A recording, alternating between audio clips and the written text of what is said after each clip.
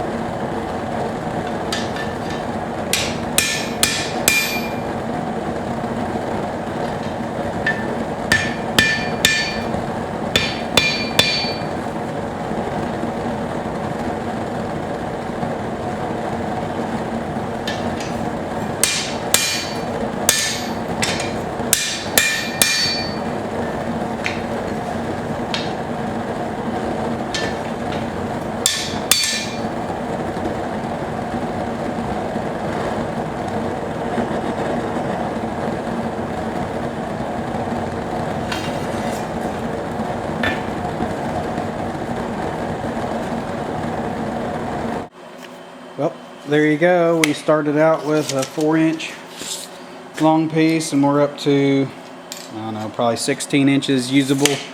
That's a 20 layer billet. So we're going to make probably a couple full tang knives out of that. So, doesn't have a high layer count. The lower the layer count, the bolder the pattern. I usually like going like about 60 or 70, but I'm going to try a low layer count and see how it turns out. So thanks for watching. Make sure to hit that like and subscribe button.